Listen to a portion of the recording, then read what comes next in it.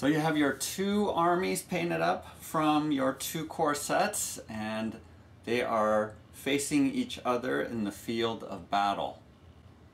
But then you look at these 2D terrain tiles and realize that they're just not quite going to cut it.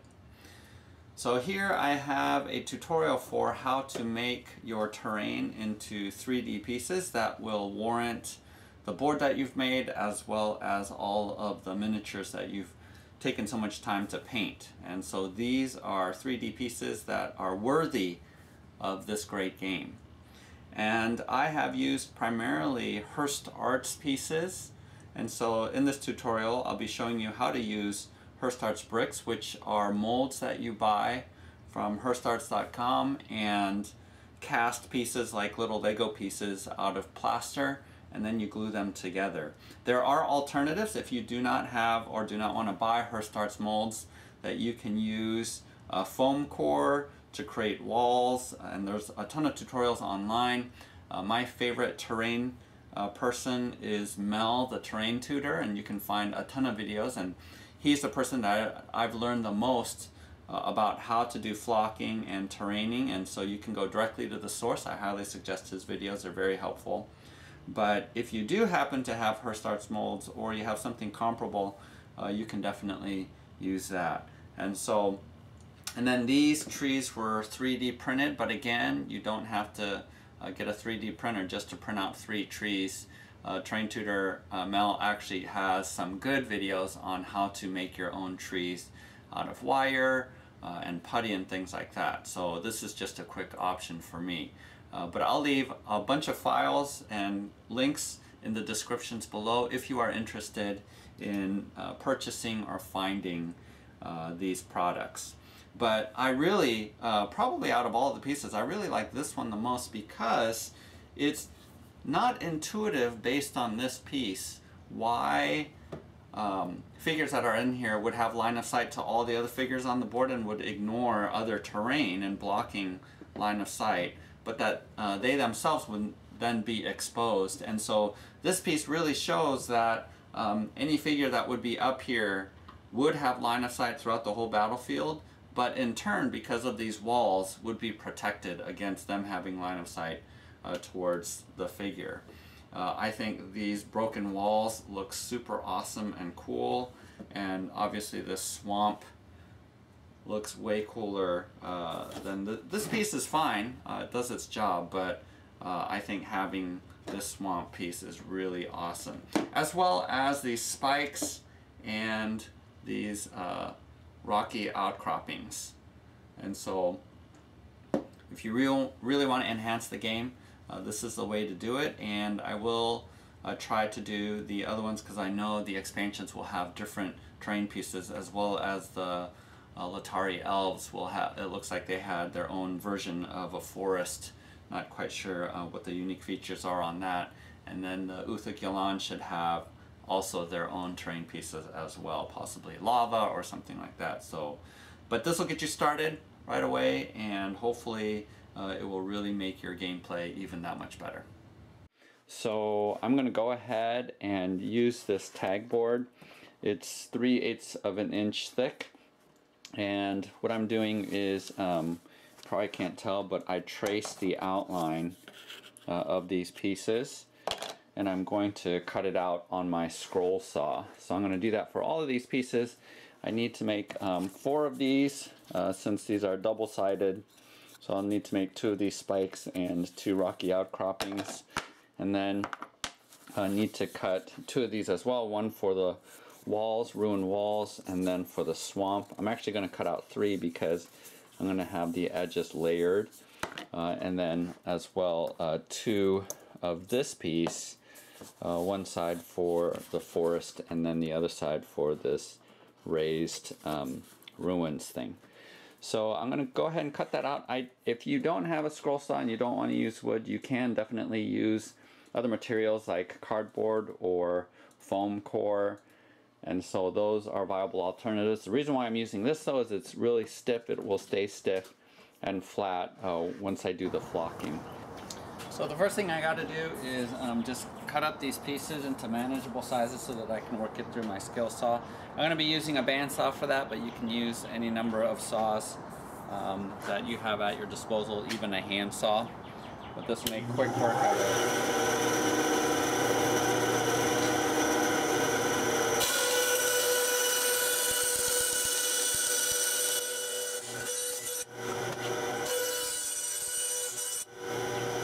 Next, what I'm doing so that I can cut this on the scroll saw just through one pass rather than doing each one at a time, I'm going to have to secure these together. And you could glue the edges, but a quicker way to do this is just to screw these pieces together. And you're going to want to do that from the underside.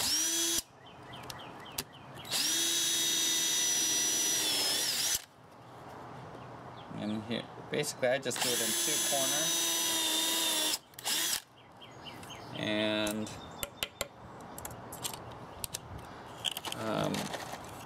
just screw the whole thing together with short screws. I think these are 1 5/8, but whatever you have is good, and it's going to poke out.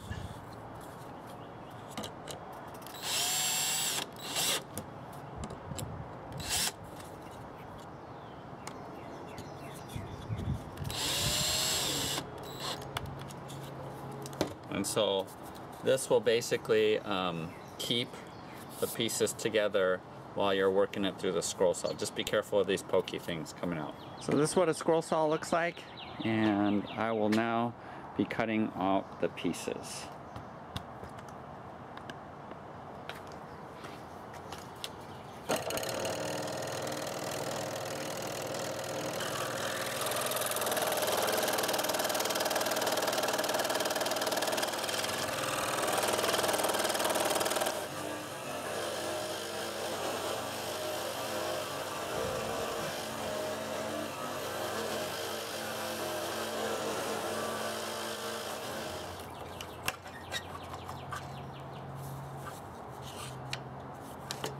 Alright, so here are the 4 pieces that I need, and I can flip it over for the opposite side.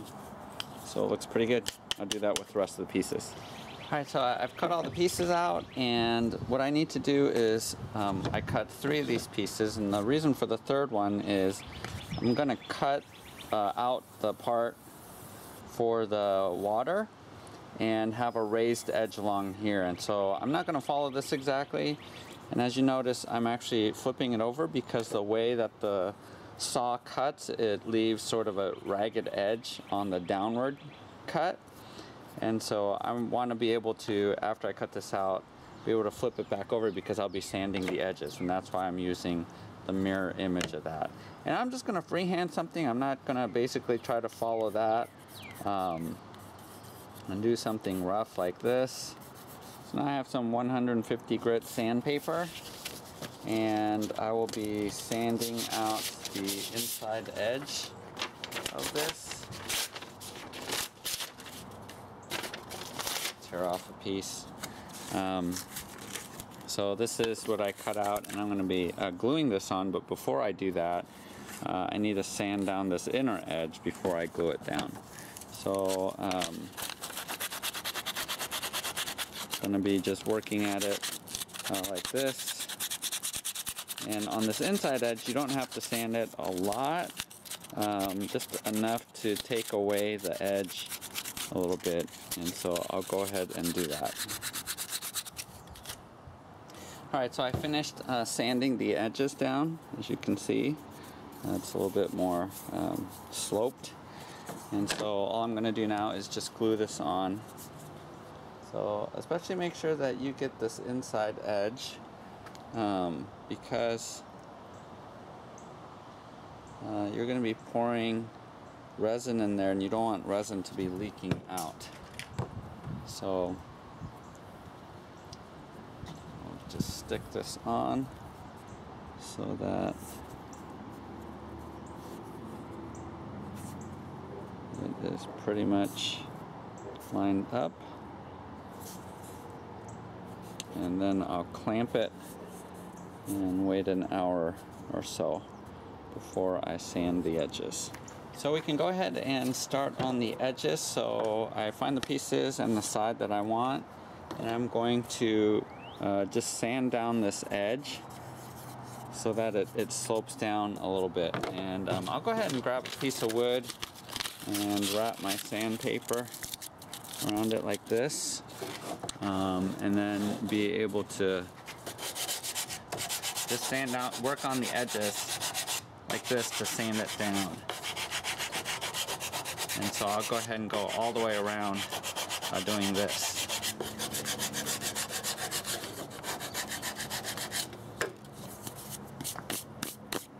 So these are the edges that we are looking for, just to knock down the sharp edge up here. So it isn't a whole lot, but I think it makes it more natural as it sits on the field. And we're gonna flock this. But if you have a palm sander, that will make it go a lot faster, belt sander, anything like that. But for the most part, these pieces are so small that it shouldn't take you very long. So go ahead and do that with the rest of the pieces. Alright, so the fun part is trying to figure out how I want to put all this together. And so I have my Herstarts casts. I think for the rocky outcropping, I'm just going to use these Cavern pieces that I have, and it effectively blocks line of sight. For the wall, what is it called? The crumbling wall. I just have these pieces here that mimic a crumbling wall, so that's pretty easy, not too hard. The hardest one is trying to figure out how to do the elevated stone terrace. And so what I'm doing is just creating a platform that I need to raise up, and I'm going to use these walls around it to have it raised. And so right now I'm just building a platform out of this foam, and we'll be able to set it in here. And right now I'm just building the stairs. So you can be super creative with it, and you don't need to order a bunch of the molds. If you want to go with Herstarts, I think pretty much you can limit yourself to just a handful of molds, and I'll write down which ones those might be. But you can be creative at this point and sort of make it the way that you want. So I'll keep going. Okay, so after working on it, this is a design that I came up with, and it's relatively simple. I tried putting arches on there, but it got too tall, and so I decided just to go with a ruined wall look, and I like it. So this is before painting. So I'll basically spray paint these with dark gray, and then dry brush it, and then put brown along the bottom. Okay, so now that I have glued all of these pieces down, it is time to go ahead and hand glue on some larger stones, and then we'll work our way down and put the sand on last. But you want the larger stones to go on first, and I have from Woodland Scenics this coarse brown, and these are sort of the largest stones that I have. I'll work with that, and then I have this which is smaller, and then after this I'll put the sand on. So pretty easy, because we have ruins and rubble. I just take my glue, and in this case it's wood glue, and I'll put some spots of glue right on the edge where normally you'll find stones, maybe some further away, as well as along here on these ruins, and having some stones laying around. Grab my larger stones and just place them by hand, basically. And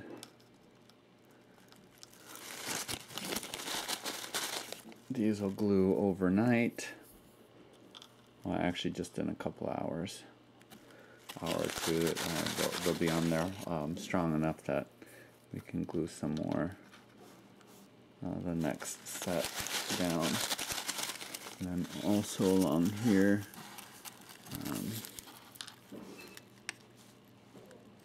stick some on there.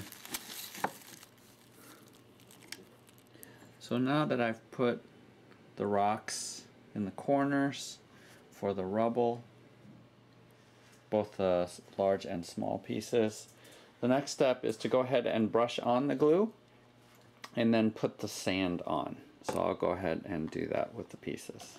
Okay, so I took some wood glue and I watered it down, maybe 2 parts glue to 1 part water. I'll make it a little bit more runny. And then I'm just gonna coat this whole thing.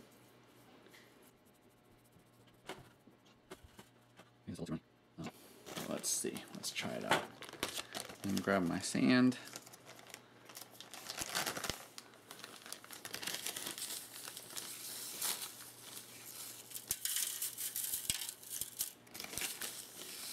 Basically throw it on there, just like I did with my table. And I'll let that, set that off to the side and do the others as well.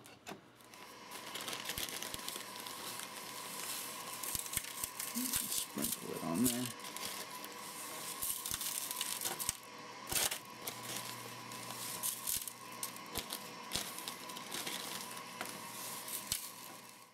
Alright, so it's the next day. They had an opportunity to dry all night. They don't need to dry for that long, but I was going to sleep anyway, so I think that the sand is glued on there pretty well. I had to go back and put down a little bit of glue right around the edges because the edges of these trees were showing. But other than that, I'm super happy with how the basing has turned out, and for the most part, having that layer of glue really did pretty strongly put the sand on there. So right now I'm going to go outside and spray paint these a base coat dark brown. But I think for this one I'm actually going to do dark gray because so much of it is the stones. So I want to minimize the amount of painting that I need to do afterwards. So I'll go ahead and do this one in dark gray, but the rest of them I'll just do in dark brown. So I'm not really going to videotape that because it's somewhat self-explanatory, and then I'll come back in and show you how to paint after the base coat is on. Right, here are the pieces all primed with spray paint, and even though I didn't show you video of me spray painting, I just want to show you really quickly the colors. This is Blindfold valspar. I got this at Lowe's. This is my favorite dark gray. Haven't found a dark gray that's this color that works really well with pieces like this that I want to be gray. And then for the brown, I just use Rust-Oleum 2 times. This is Satin Espresso. So that's what I do all the brown in. And now I'm going to go in and paint and highlight all of the ground first before going back and doing gray with the stone. Alright, so I'm going to go ahead and use the dark brown paint that I got for my table. And this, I think, is called Little Bear Olympic brand. This is the cheapest paint that I could find at Lowe's. If you don't want to buy this, you can go ahead and use burnt umber that we've been using, and that will work fine. Just any dark brown paint is going to work. And I'm just going to paint all of this gray brown, dark brown. So I just grab my brush here and dip it in this paint. And it's a pretty small brush. You got to make sure that it's wet too, because you got such a rough surface. And you don't have to have it perfectly, but I use my small brush just to get it in here.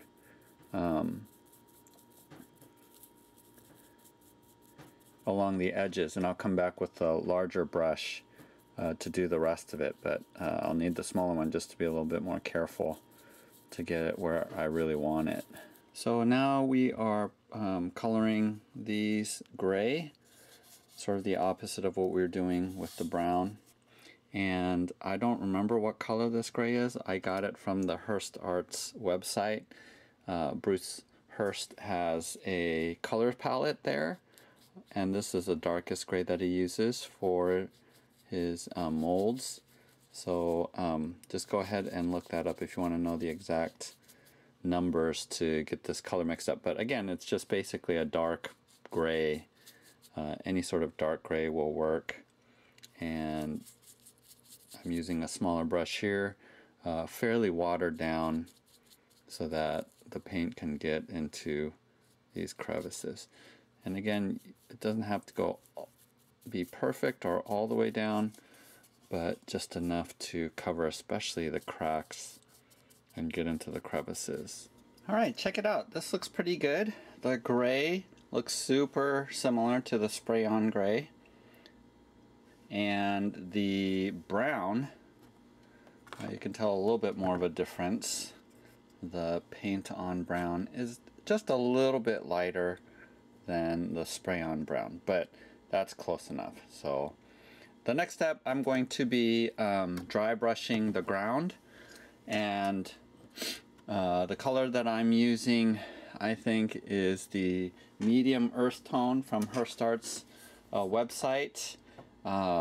If you want to just get a sample size container of it, it's this from Lowe's. This is Valspar, a color sample, like $3 or $4, and this is called Gleaming Tan. So you can grab one of these. I still have my old one, so I'm going to be using this. And you want to use, again, a stiff brush like this. And dry brushing is relatively simple. You get some paint and you just rub it on here so that literally you're putting it on with a dry brush. And so I'll take this, and basically I'm hitting the highlight so that all of the raised area, all of the sand that's here is becoming a little lighter and tan, and is coming out, whereas the recesses is going to remain dark yellow or dark brown. Okay, here you can tell the difference between the unhighlighted ones and the dry brushed, so it makes a pretty big difference to do it that way. Okay, now that the ground is done, I'm going to go ahead and do the trees, and I'm using a milk chocolate color, and I'm basically doing the same thing, dry brushing like this with the same kind of brush and hitting up mostly the highlights and wanting to keep the recesses dark brown. So to lighten up the brown, I'm just going to add a little bit of camel, and then you just sort of, this time around, you're very light.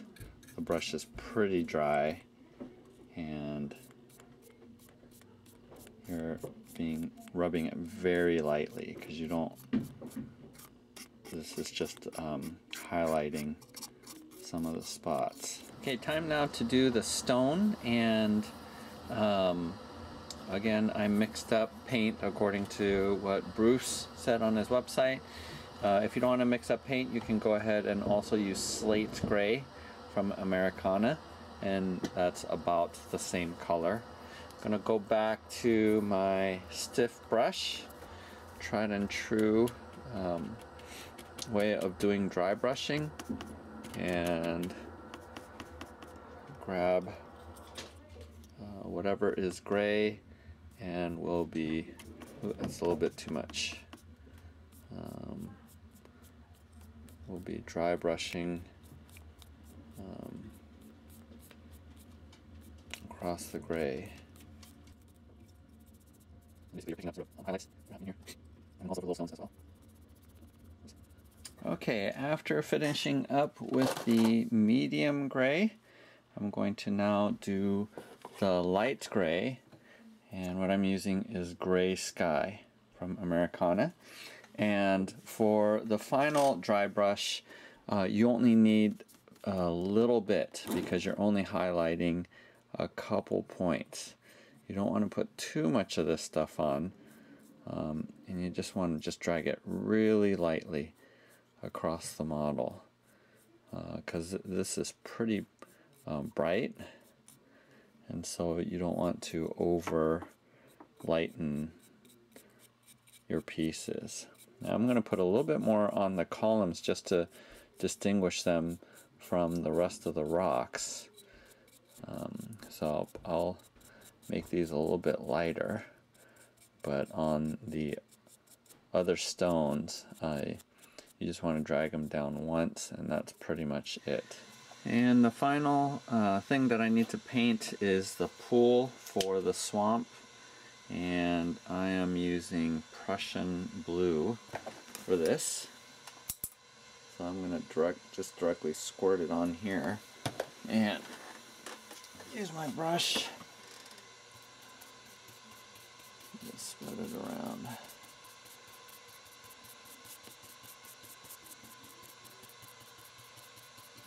And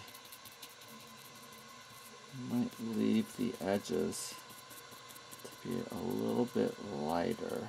I'm going to stick some avocado in there along the edges and try to mix that in.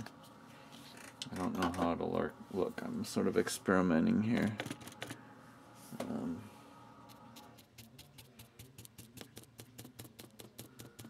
Yeah, so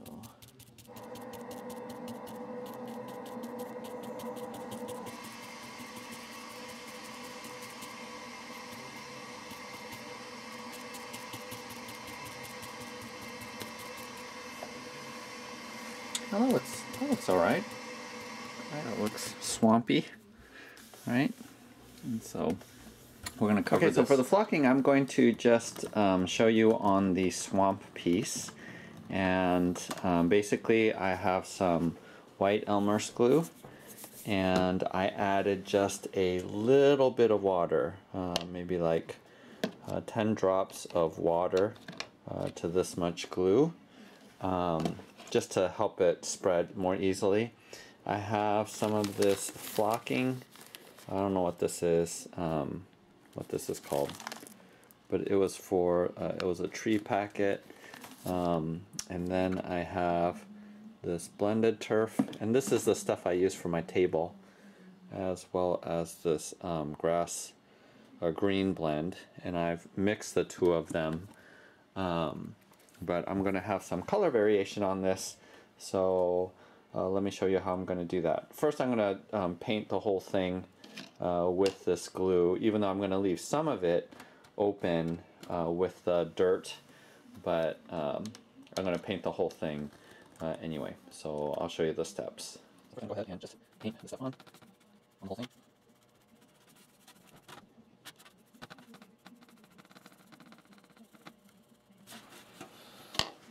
And then first I'm going to add some of these.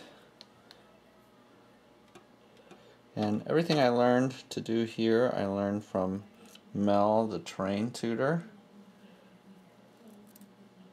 So kudos to him and all the things that I've learned from him. And a couple of spots here.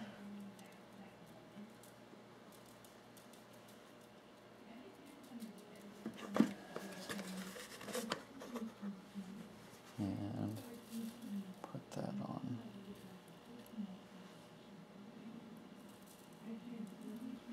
And then the spots that I didn't go on will remain brown.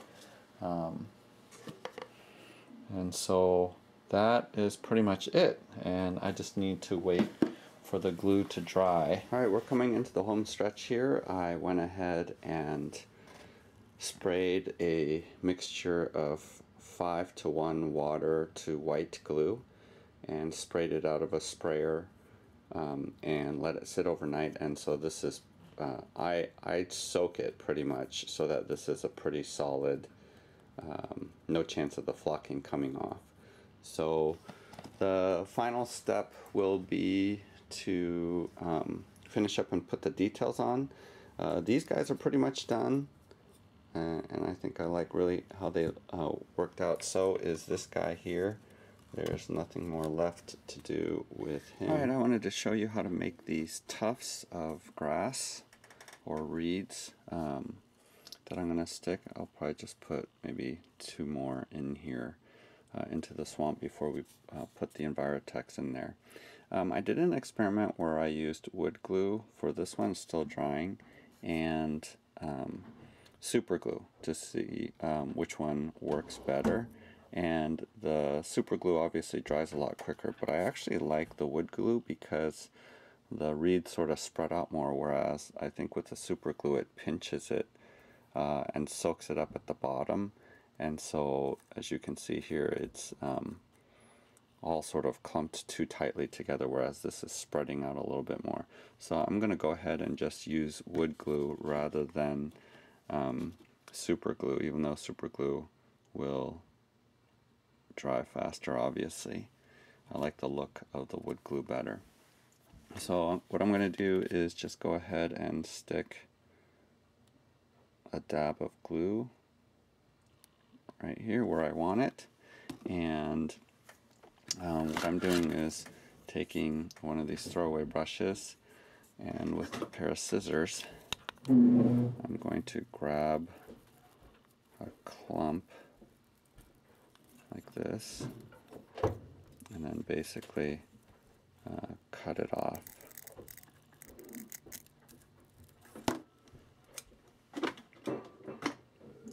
And then try to shape it a little bit into a group and stick it right on there.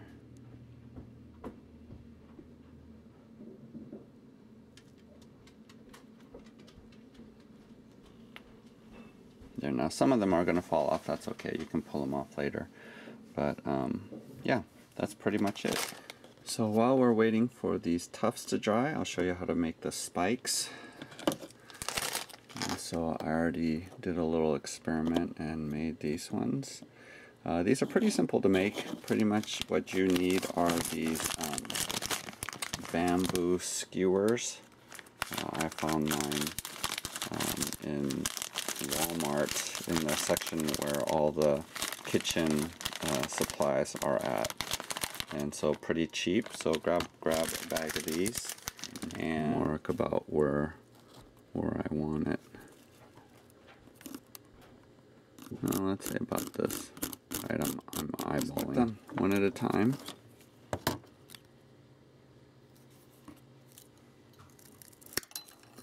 Just like that. Oh, and from one of the scrap pieces you can actually make the crossbeam. So basically cut about a dozen of these tips, and then I grab super glue. You can use wood glue, either way. Super glue will dry faster, and I'll basically just put dots along here. Just eyeball about how far apart you want to make them. So yeah, just half a dozen, and then lay these across one at a time. Okay, so once this is dry, you're going to need to create a brace for this. So just pick somewhere in the middle and put on some super glue and put this middle piece on. You're just going to have to hold it there until it dries. And then just add these accordingly.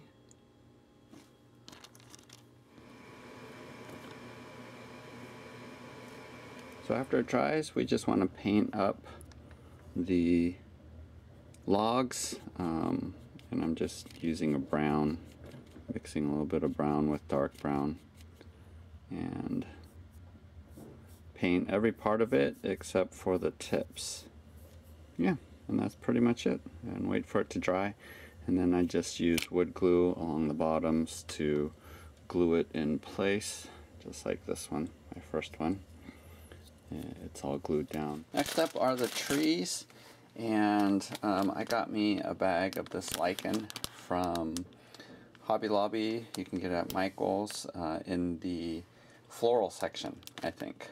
And for some reason, over time, the lichen has gone from this green, this light green, and has turned brown in a couple of places, which is sort of a bummer, but oh well. And what I use to glue these on is a glue gun. So hopefully you have one of these, and just gonna glue the tips of these and press on clumps of lichen. Now you can use obviously other products like the clump foliage that I use for the bushes, but I actually like this stuff. I think it makes it look really cool, so I'm gonna go ahead and use these. So I just pick out a bunch of clumps that I like and take my glue gun, and we'll start on the lower branches first.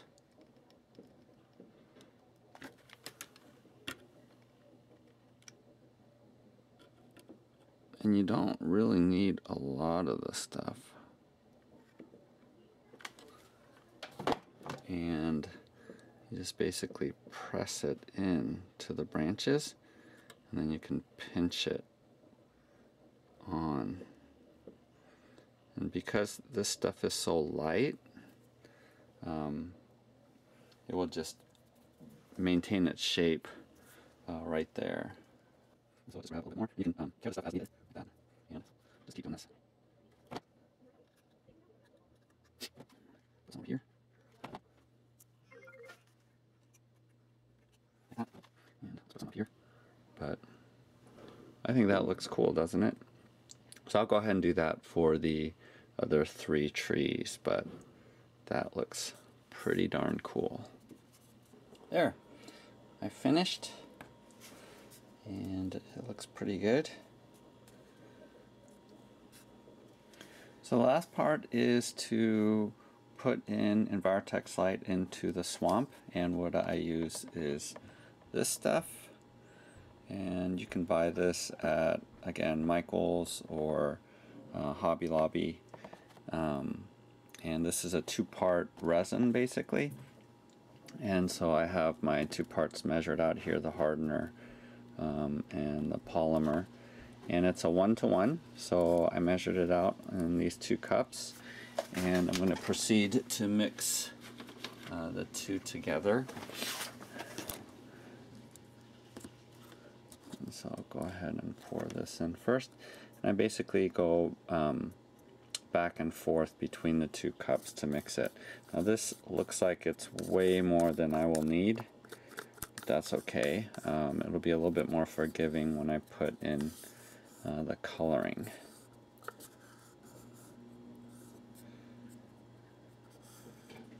So I'll go ahead and mix this up.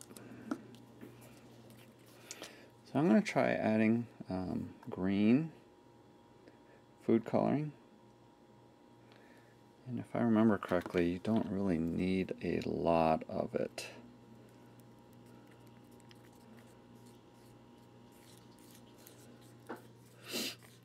I'm tempted to put a little bit of blue in here, so let's try doing that at the risk of ruining this thing.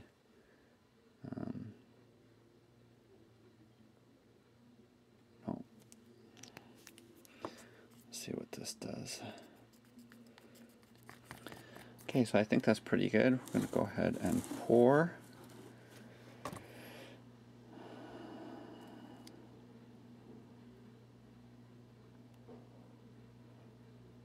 And you don't want to overfill this thing.